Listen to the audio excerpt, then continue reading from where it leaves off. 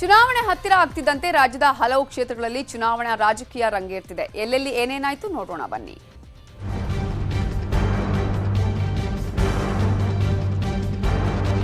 ಕರುನಾಡಲ್ಲಿ ಮತ್ತೆ ಕಮಲ ಅರಳಿಸಲು ಬಿಜೆಪಿ ಅಧ್ಯಕ್ಷ ಜೆಪಿ ನಡ್ಡಾ ಕೋಟೆನಾಡು ಚಿತ್ರದುರ್ಗಕ್ಕೆ ಬಂದಿದ್ದಾರೆ. ಚಳ್ಳಕೆರೆ, ಮೊಳಕಾಲ್ಮೂರು ಬಿಜೆಪಿ ವಿಜಯ ಸಂಕಲ್ಪ ಯಾತ್ರೆಯಲ್ಲಿ ನಡ್ಡಾ ಭಾಗಿಯಾಗಿದ್ರು. ನಡ್ಡಾಗೆ ಆಂಧ್ರಪ್ರದೇಶ ಬಿಜೆಪಿ ರಾಜ್ಯಾಧ್ಯಕ್ಷ ಸೋಮು ವೀರರಾಜು, ಸಾರಿಗೆ ಸಚಿವ ಬಿ ಶ್ರೀರಾಮುಲು ಸಾಥ್ ಕೊಟ್ಟರು. ಶಿವಮೊಗ್ಗದ ಶಿಕಾರಿಪುರದಲ್ಲಿ ಮಾಜಿ ಸಿಎಂ ಬಿಎಸ್ವೈ ನೂತನ ಕೆಎಸ್ಆರ್ಟಿಸಿ ಬಸ್ ನಿಲ್ದಾಣ ಉದ್ಘಾಟಿಸಿ ಕ್ರಾಂತಿವೀರ ಸಂಗೊಳ್ಳಿ ರಾಯಣ್ಣ ಹೆಸರಿಟ್ಟಿದ್ದಾರೆ. 4 ಕೋಟಿ ಖರ್ಚು ಮಾಡಿ ಬಸ್ ನಿಲ್ದಾಣ ನಿರ್ಮಿಸಿ ರಾಯಣ್ಣ ಹೆಸರಿಟ್ಟಿದ್ದೀವಿ. ರಾಯಣ್ಣ ಹೆಸರಲ್ಲಿ ಘೋಷಣೆ ಕೂಗ್ರೋ ಅದನ್ನೂ ಹೇಳ್ಕೊಡ್ಬೇಕಾ ಅಂತ ಕಾರ್ಯಕರ್ತರ ವಿರುದ್ಧ ಸಂಸದ ಬಿವೈ ರಾಘವೇಂದ್ರ ಗರಂ ಆದ್ರು. ಶಿಕಾರಿಪುರದ ಶಿರಾಳಕೊಪ್ಪದಲ್ಲಿರೋ ಶಿವಶರಣೆ ಅಕ್ಕ ಮಹಾದೇವಿಯ 65 ಅಡಿ ಎತ್ತರದ ಪುತ್ಥಳಿಯನ್ನ ಸಿಎಂ ಬೊಮ್ಮಾಯಿ ಲೋಕಾರ್ಪಣೆ ಮಾಡಿದ್ರು. ಕರ್ನಾಟಕ ಕಂಡ ಅಪರೂಪದ ಕಣ್ಮಣಿ ಯಡಿಯೂರಪ್ಪ. ಶಿಕಾರಿಪುರ ಇಡೀ ಶರಣ ಕುಲಕ್ಕೆ ಜನ್ಮ ಕೊಟ್ಟ ಪುಣ್ಯಭೂಮಿ. ಧೈರ್ಯವೇ ಸಾಧನೆಗೆ ಮೂಲ, ಅದನ್ನ ಬಿಎಸ್ವೈ ಮಾಡಿ ತೋರಿಸಿದ್ದಾರೆ ಅಂತ ಯಡಿಯೂರಪ್ಪ ಅವರನ್ನ ಸಿಎಂ ಹಾಡಿ ಹೊಗಳಿದ್ರು. ಸಿದ್ದರಾಮಯ್ಯ ಸ್ಪರ್ಧಿಸುತ್ತಿರೋ ಕೋಲಾರ ಕಾಂಗ್ರೆಸ್ನಲ್ಲಿ ಮುನಿಸು ದೂರವಾಗಿದೆ. ಮುನಿಯಪ್ಪ, ರಮೇಶ್ ಕುಮಾರ್ ಒಟ್ಟೊಟ್ಟಿಗೆ ಪ್ರಚಾರ ಮಾಡ್ತಿದ್ದಾರೆ. ಸಿದ್ದರಾಮಯ್ಯ ಗೆಲ್ಲಿಸಲು ಇಬ್ಬರು ಬೂತ್ ಕಮಿಟಿ ಗ್ರಾಮೀಣ ಭಾಗದಲ್ಲಿ ಒಂದಾಗಿ ಕೆಲಸ ಮಾಡ್ತಿದ್ದಾರೆ. ಲಿಂಗಾಯತ ಸಮುದಾಯ ನನ್ನ ಮನೆ ಮಗನ ತರಹ ನೋಡಿದೆ, ಅದರಲ್ಲಿ ಕಾಂಗ್ರೆಸ್ ಹುಳಿ ಹಿಂಡೋ ಕೆಲಸ ಮಾಡ್ತಿದೆ ಅಂತ ಸಿಟಿ ರವಿ ಕಿಡಿಕಾರಿದ್ದಾರೆ. ಬೆಳಗಾವಿ ಜಿಲ್ಲಾಡಳಿತ ಗೋಕಾಕ್ ಶಾಸಕ ರಮೇಶ್ ಜಾರಕಿಹೊಳಿ ಆಪ್ತ ಸೇರಿ ಇಬ್ಬರ ವಿರುದ್ಧ ಎಫ್ಐಆರ್ ಆಗಿದೆ. ಜಿಲ್ಲಾಡಳಿತ ಬಾಡೂಟ ಆಯೋಜನೆ ಗಿಫ್ಟ್ ನೀಡದಂತೆ ಆದೇಶ ಹೊರಡಿಸಿತ್ತು. ಆದರೆ ಮಾರ್ಚ್ 15ರಂದು ಬೆಳಗಾವಿಯ ಸಂತಿ ಬಸ್ತವಾಡ ಗ್ರಾಮದಲ್ಲಿ ಬಾಡೂಟ ಆಯೋಜಿಸಿದ್ರು. ಅದಕ್ಕೆ ನೀತಿ ಸಂಹಿತೆ ಉಲ್ಲಂಘನೆಯಡಿಯಲ್ಲಿ ಆಯೋಜಕ ನಾಗೇಂದ್ರ ನಾಯಕ್, ನಾಗೇಶ್ ಮನ್ನೋಳ್ಕರ್ ವಿರುದ್ಧವೂ ಎಫ್ಐಆರ್ ದಾಖಲಾಗಿದೆ. ಚನ್ನಪಟ್ಟಣದಲ್ಲಿ ಮಾಜಿ ಸಚಿವ ಸಿಪಿ ಯೋಗೇಶ್ವರ್ ನೂತನವಾಗಿ ಮಹದೇಶ್ವರ ದೇವಸ್ಥಾನ ಕಟ್ಟಿಸಿದ್ದಾರೆ.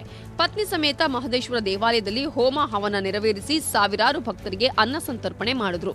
ಕುಮಾರಸ್ವಾಮಿ ವೈಯಕ್ತಿಕ ಕಾರಣಕ್ಕೆ ಪೂಜೆ ಮಾಡಿದ್ದಾರೆ. ನಾವು ಧಾರ್ಮಿಕ ಉದ್ದೇಶದಿಂದ ಮಾಡ್ತಿದ್ದೇವೆ ಅಂತ ಸಿಪಿವೈ ಟಾಂಗ್ ಕೊಟ್ರು. ಬಾಗಲಕೋಟೆಯ ಜಮಖಂಡಿ ನಗರದಲ್ಲಿ ಶಾಸಕ ಆನಂದ್ ನ್ಯಾಮಗೌಡ ವಿರುದ್ಧ ಬಿಜೆಪಿಗರು ಪ್ರತಿಭಟನೆ ಮಾಡಿದರು. ಕಳೆದ ಮಾರ್ಚ್ 15ರಂದು ಮೌಲಾನಾ ಅಬ್ದುಲ್ ಕಲಾಂ ಆಜಾದ್ ಸರ್ಕಲ್ ನಿರ್ಮಾಣಕ್ಕೆ ಶಾಸಕ ಆನಂದ ನ್ಯಾಮಗೌಡ ವಿವಿಧ ಸಂಘಟನೆಗಳು ಮುಂದಾಗಿದ್ವು. ಆದರೆ ಸರ್ಕಲ್ ನಿರ್ಮಾಣಕ್ಕೆ ಪಿಎಸ್ಐ ಬಸವರಾಜ ಕೊಣ್ಣೂರ ತಡೆ ಹಿಡಿದಿದ್ರು. ಈ ವೇಳೆ ಪಿಎಸ್ಐ ಹಾಗೂ ಶಾಸಕ ಆನಂದ್ ನ್ಯಾಮಗೌಡ ನಡುವೆ ಮಾತಿನ ಚಕಮಕಿ, ವಾಗ್ವಾದ ಆಗಿತ್ತು.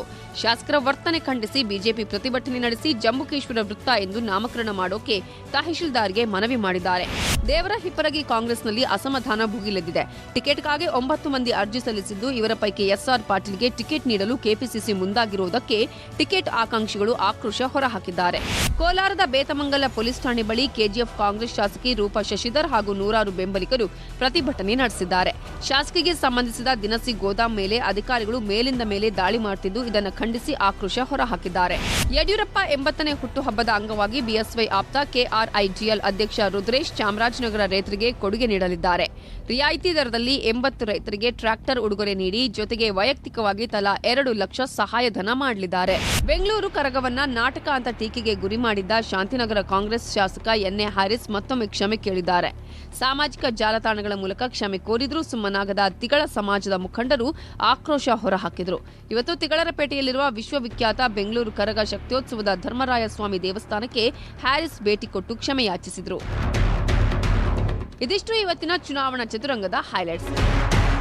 Bureau report, news 18.